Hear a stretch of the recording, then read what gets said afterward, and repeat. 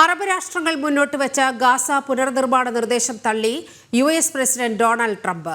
ഗാസയിലെ പലസ്തീൻകാരെ ഒഴിപ്പിച്ച് യുഎസിന്റെ നേതൃത്വത്തിൽ റിവിയേറ നിർമ്മിക്കാനുള്ള നിർദ്ദേശത്തിൽ ഉറച്ചു നിൽക്കുകയാണ് ട്രംപ്. ഹമാസ് മുക്ത ഗാസയാണ് ലക്ഷ്യം. ഗാസയിലെ നിലവിലെ യാഥാർത്ഥ്യം ഉൾക്കൊള്ളുന്നതല്ല നിർദ്ദേശമെന്ന് ചൂണ്ടിക്കാട്ടിയാണ് തള്ളിയത്. വിവരങ്ങളുമായി ഇന്റർനാഷണൽ ഡെസ്കിൽ നിന്ന് ഐസൺ ജോസ് ചേരുകയാണ്. ഐസൺ, എന്തെല്ലാം കാര്യങ്ങൾ മുൻനിർത്തിക്കൊണ്ടാണ് അറബ് രാഷ്ട്രങ്ങൾ മുന്നോട്ട് വെച്ച ഗാസ പുനർനിർമ്മാണ നിർദ്ദേശം യുഎസ് പ്രസിഡന്റ് തള്ളിയിരിക്കുന്നത്?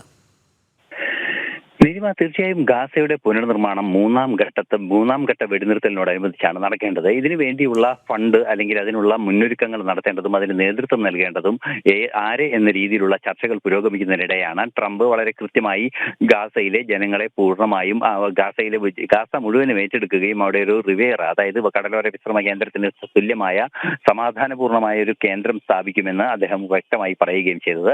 ഇതിന് പിന്നാലെയാണ് ഈജിപ്ഷ്യൻ രാജ്യങ്ങളുടെ ചില നീക്കങ്ങൾ, ഈജിപ്ഷ്യന്റെ നേതൃത്വത്തിൽ അറബ് രാജ്യങ്ങളുടെ ചില നീക്കങ്ങളെല്ലാം ഉണ്ടായത്. ഈ അറബ് രാജ്യങ്ങളുടെ നീക്കങ്ങളിലാണ് ഇപ്പോൾ ഒരു പുതിയ പദ്ധതി മുന്നോട്ട് വയ്ക്കുകയും ചെയ്തത്. ഇത്തരത്തിൽ മുന്നോട്ട് വെച്ച പദ്ധതി, അറബ് രാജ്യങ്ങളുടെ നേതൃത്വത്തിൽ മുന്നോട്ട് വെച്ച പദ്ധതി, ഈജിപ്തിന്റെ നേതൃത്വത്തിൽ നടന്ന പദ്ധതിയെ അമേരിക്കൻ വൈറ്റ് ഹൗസ് ഇന്നലെ ചർച്ചയ്ക്കെടുക്കുകയും ഏതാണ്ട് സ്വീകാര്യമെന്ന രീതിയിൽ ഒരു നിലപാട് സ്വീകരിക്കുകയും ചെയ്തിരുന്നുവെങ്കിലും ഇസ്രായേൽ അതിനെ പൂർണ്ണമായും ഇന്നലെ തന്നെ തള്ളുകയും ചെയ്തു.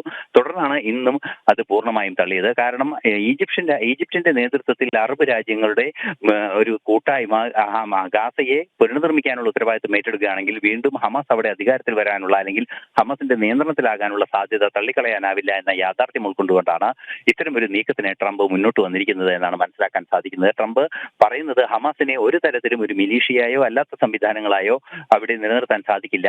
ഒരു വ്യവസ്ഥാപിത രാജ്യമായി മാത്രമേ ഗാസയെ നിലനിർത്താൻ സാധിക്കുകയുള്ളൂ എന്ന നിലപാടാണ്. ആ നിലപാട് പ്രായോഗികമാകണമെങ്കിൽ ഇത്തരത്തിലുള്ള സംവിധാനങ്ങൾ അപ്രായോഗികമാണ്, അറബ് രാജ്യങ്ങളുടെ നിർദ്ദേശം അപ്രായോഗികമാണ് എന്ന നിലപാടാണ് അദ്ദേഹം മുന്നോട്ട് വെച്ചിരിക്കുന്നത്. തീർച്ചയായും ഇസ്രായേൽ ഇന്നലെ തള്ളിയതുപോലെ തന്നെ വസ്തുതാപരമായ വിഷയങ്ങൾ ചൂണ്ടിക്കാട്ടിയാണ് ഇക്കാര്യം അമേരിക്കയുടെ ഭാഗത്തു നിന്നും നിഷേധിക്കപ്പെട്ടിരിക്കുന്നത്.